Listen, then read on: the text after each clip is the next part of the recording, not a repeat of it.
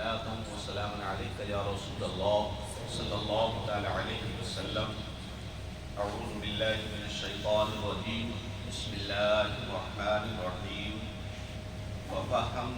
ففهمناها سليمان وكلا آتينا حكما وعلما وسخرنا مع داود الجبال يسبحنا والطير وكنا فاعلين.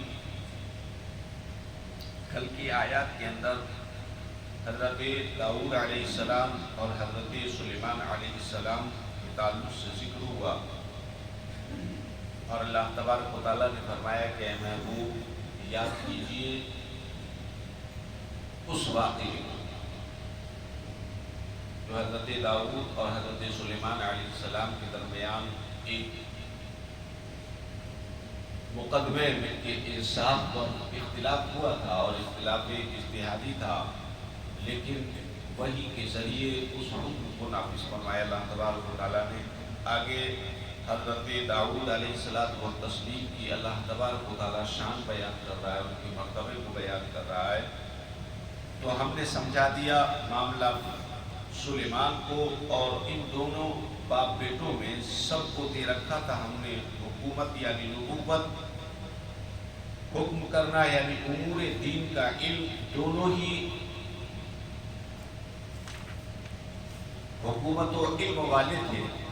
تو مذکورہ معاملے میں ابتداءً دونوں کا اختلاف اجتہادی تھا، لیکن جب وحی الہی سے ذکر سلیمانی کی توثیق ہو گئی تو پھر دونوں کا وہی فیصلہ قرار پایا جس کی وضاحت اوپر کی جا چکی ہے. جو بکری اور کھیت کا جو کل واقعہ بیان کیا تھا اسی کے تعلق سے ذکر ہو رہا ہے.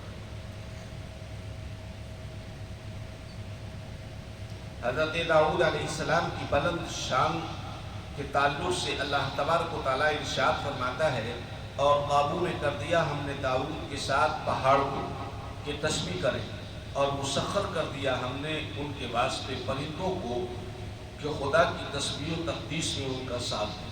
جب حضرت داؤد علیہ السلام اللہ کی پاکی اور تسبیح بیان کرتے تھے تو ان کے ساتھ ساتھ پہاڑ اور پرندے بھی تسبیح بیان کرتے، بالکل اسی زمانے میں. یہ شانتی حضرت داؤد علیہ السلام. اور حضرت داؤد علیہ السلام کو تسبیح ذکر الہی کرتے تو ہوائیں بہہ جایا. آواز اللہ نے بہت اچھی تھی.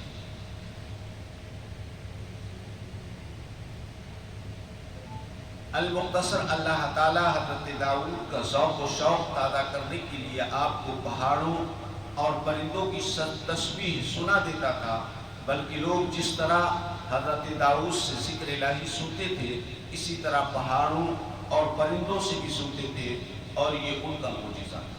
حضرت داؤد علیہ السلام کا کیا تھا؟ معجزہ. کیا تھا معجزہ؟ کہ آپ کی وجہ سے پہاڑوں کس طرح تسبیح کرتے ہیں، اللہ کی حمد کس طرح بیان کرتے تھے. آپ تو سنتے تھے، لوگ بھی سن لیا کرتے تھے. اور پرندے اللہ کی تسبیح کس طرح بیان کرتے ہیں، آپ تو سمجھتے اور سنتے تھے لیکن لوگ بھی سن لیتے. اس مقام پر یقین کرنے والے مسلمانوں کو اعتقاد رکھنا چاہیے کہ پہاڑ اور پرند حضرت داؤد علیہ السلام کے ساتھ اس طرح تسبیح کرتے تھے کہ سب سننے والے ان کے حروف اور کلمے سمجھتے تھے. اور قدرت الہی سے یہ بات عجیب نہیں، اور یہ عجب بھی کیسے؟ اس لیے کہ اس کے تعلق سے فرمان خداوندی ہے اور ارشاد الہی ہے کہ کرنے والے ہم تھے.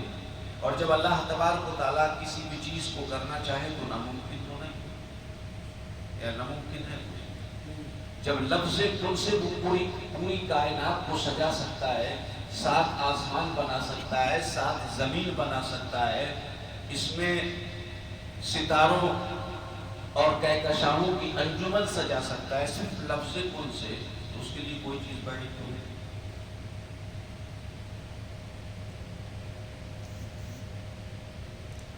اور ارشاد الہی کے کرنے والے ہم تھے، تو ایسی باتیں ہماری قدرت میں اچنبے کی بات نہیں، اگرچہ عام لوگوں کے نزدیک عجیب بات ہے. یوں سمجھ لیجئے آج سے 100 سال پہلے کسی کو پلین کا کوئی گمان تھا، ہوائی جہاز کا؟ موبائل کا گمان تھا 50 سال پہلے، بلوٹوتھ کا گمان تھا۔ آج بھی کچھ گاؤں ایسے ہیں، دیہات ایسے ہیں کہ بلوٹوتھ آپ کان میں لگا کے جیب میں موبائل رکھ کے بات کرتے ہوئے چلے جائیے تو لوگ دیکھ کر کے آپ کو ہنسیں گے، کہیں گے یہ بات لوگ۔ تو انسان کو اللہ نے وہ فکر اور وہ ذہن عطا فرمایا کہ ایسی ایسی چیزیں وجود میں آئیں جس کے بارے میں پہلے کے لوگ سوچ بھی نہیں سکتے۔ ان کے لیے ایک تعجب اور اچنبے کی بات تھی یا نہیں تھی؟ بھائی آپ کے باپ دادا کے لیے موبائل اچنبے کی بات تھی یا نہیں تھی؟ کہ بغیر تار کی کیسے بات ہو جائے گی، بغیر کنیکشن کی کیسے بات ہو جائے گی، بڑے اچنبے کی بات ہے۔ تو کچھ لوگ اچنبا کرتے ہیں کہ یہ کیسے ہو سکتا ہے، تو خدا کی قدرت کے لیے اس کو کوئی اچنبا نہیں ہو سکتا۔ حضرت داؤد علیہ السلام کی ذات میں سے یہ بھی ایک خوبی تھی جس کا ذکر فرمان خداوندی ہے، وَعَلَّمْنَاهُ صَنْعَةَ لُبُوسٍ لَكُمْ لِتُحْصِنَكُمْ مِنْ بَأْسِكُمْ فَهَلْ أَنْتُمْ شَاكِرِينَ۔ ایک خصوصیت حضرت داؤد علیہ السلام کی اور تھی، اور وہ اس آیت کے اندر بیان کی گئی ہے، اور سب سے پہلے اس چیز کا وجود حضرت داؤد علیہ السلام۔ جیسے ٹرین بنانے والا سب سے پہلا کون سا انسان ہے، پلین بنانے والا کون سا انسان ہے، اسی طریقے سے اس لباس کے بنانے والے سب سے پہلے حضرت داؤد علیہ السلام۔ اور کون سا لباس ہے؟ اور شان الہی، ارشاد الہی میں ہے کہ سکھا دیا ہم نے انہیں ایک تمہارے کام کے پہناوے کی کاریگری کہ تمہاری حفاظت کرے تم لوگوں کی جنگ سے۔ یعنی ہم نے داؤد کو تمہارے لیے خاص لباس یعنی زرہ بنانا سکھا دیا۔ زرہ جانتے ہیں آپ لوگ؟ نہیں جانتے۔ پہلے جب تیر اور تلوار کی لڑائی تھی تو لوہے کے تار کے ذریعے سے ایک لباس کتنا بنتا تھا، ہوتا تھا، اس کو زرہ بولتے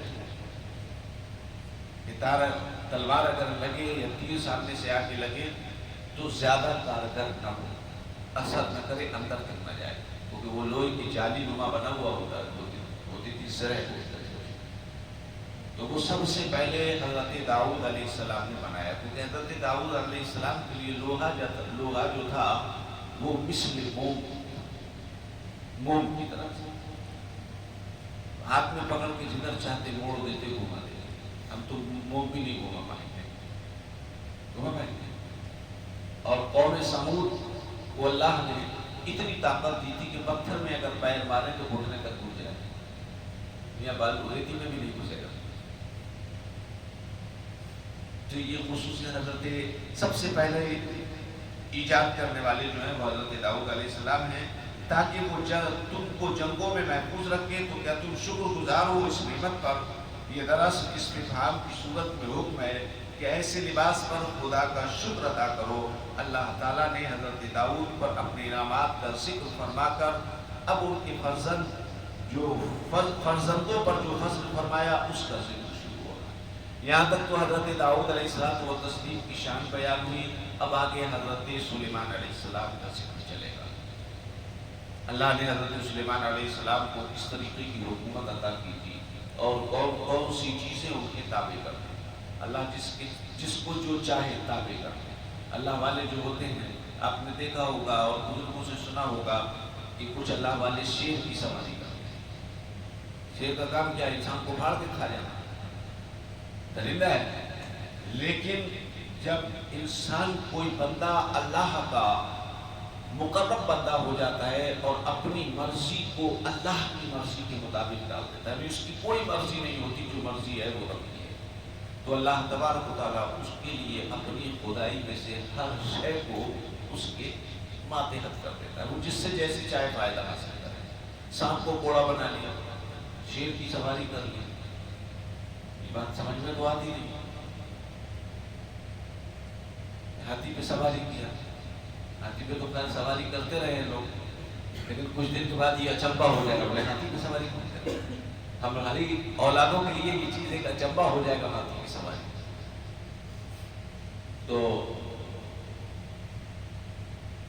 حضرت داؤد علیہ السلام کا ذکر ہوا، حضرت سلیمان علیہ السلام کا ذکر آئے گا انشاءاللہ تبارک و تعالیٰ۔ کئی آیتیں ان کے تعلق سے آئیں گی، اور اللہ تبارک و تعالیٰ جسے چاہتا ہے عطا فرما دیتا ہے اور جتنا چاہتا ہے عطا فرما دیتا ہے۔ یہ علم اور حکمت اس کے اختیار میں ہے۔ ہم نے اور آپ نے دیکھا ہوگا کہ کوئی بھی علم ہو انسان ایک حد تک سیکھ سکتا ہے، اس کے سیکھنے کی ایک حد ہے، اس کے آگے نہیں سیکھ پاتا۔ لیکن اللہ جب چاہتا ہے تو سیکھنے کے ساتھ ساتھ اسے اتنا عطا کر دیتا اور اسی کو علم لدنی کہتے ہیں کہ انسان سوچ بھی نہیں سکتا۔ مثال کے طور پر اعلیٰ حضرت دینی علم انہوں نے سیکھا، لیکن علم ادب کا ان کا یہ معاملہ تھا کہ علم ادب کے ذریعے سے بہت سی باتیں بتا دیا کرتے تھے، بہت سی باتیں بتا دیا کرتے تھے۔ اور آج بھی اگر علم ادب کا جاننے والا ہے کوئی تو آپ گھر میں کیا کھا کے آئے وہ بھی بتا دیں، آپ کے گھر میں کب جھگڑا ہوا تھا وہ بھی بتا دیں۔ تو یہ اللہ کی عطا ہے، جسے چاہتا ہے جتنا چاہتا ہے دے دیتا ہے۔ تو جب انبیاء اکرام کو، دیگر انبیاء اکرام کو اللہ نے اتنا علم عطا کیا تو اپنے محبوب کو کتنا عطا کیا، جس کے بارے میں وہ قرآن میں خود فرماتا ہے الرحمن علم القرآن، رحمان نے قرآن سکھایا۔ تو سکھانے والا رحمان ہے اور سیکھنے والا رحمان کا محبوب ہے، تو کتنا سکھایا ہوگا، کوئی کمی رکھی ہوگی۔ اللہ تبارک و تعالیٰ ہمیں اور آپ کو سب کو نیک عمل کی توفیق عطا فرمائے۔ پروردگارا اپنے محبوب کے صدقے میں ہم سب کی دلی نیک جائز تمناؤں مرادوں کو پورا فرمائے۔ خالق کائنات ہمیں اور آپ کو نیک عمل کی توفیق عطا فرمائے، اعمال بد سے محفوظ فرمائے، ہم سب کو توبۃ النصوح عطا فرما۔ مولا ہم سب کو توبۃ النصوح عطا فرما دے۔ مولا ہم سب کے رزق میں، عمر میں برکتی عطا فرما دے، ہمیں تمام آفات و بلیات سے محفوظ فرما دے۔ وصلی اللہ تعالی علی خیر خلقہ ونور عرشہ محمد وآلہ واصحابہ اجمعین برحمتک یا ارحم الراحمین۔